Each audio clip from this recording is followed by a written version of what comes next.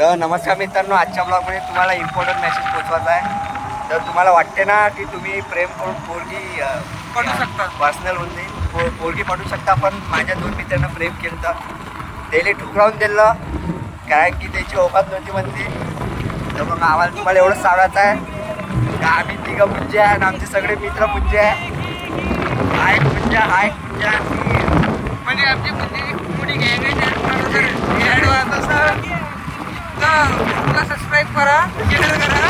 बस हे सगळे पुंजे पुंजे आहेत. तर तुम्हाला एवढं सांगतो, जर तुम्हाला लग्न करायचं असेल आता रे तर एज, कास्ट, पैसा, पर्सनॅलिटी, लुक सगळं मॅटर करते. तुम्हाला वाटते तुम्ही मॅच्युअर झाले, प्रेमात पोरगी करू शकता. बे गाडू पोरगी प्रेमात नाही पडत, पोरगी पैशाच्या मागे लावते, फक्त पैसा. बस एवढं सांगायचं होते. आता जास्त पर्सनल होतं तर बस आम्ही तुम्ही बघू शकता आम्ही खूप अंतरात आलो आहे. पुढं शमशान लागणार आमची गाठ काढून आली. बस आम्ही बोललो बस चला संपवतो. तर आजचा सुविचार आहे का पोरीच्या मागं लागू नये, आपलं आयुष्य बर्बाद करू नये. कारण की आमचे 4 मित्रांचे आयुष्य बर्बाद झाले आहे. त्यांचे नाव सांगितले तर हे पर्सनल होऊन दे, तर म्हणून सांगत नाही.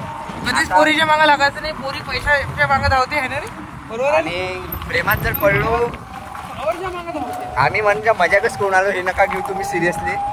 आम्ही आता जर प्रेमात जर पडले पोरं तर तिथं कास्ट डिस्क्रिमिनेशन, रेसिझम लय येते.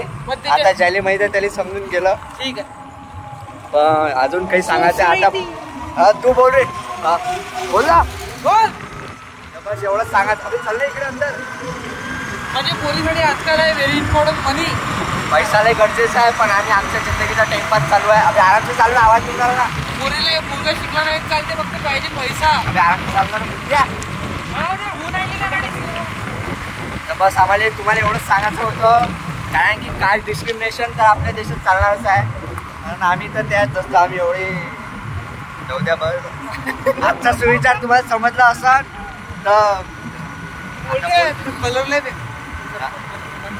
कलरचं ते जाऊ दे. पण आता व्हिडिओ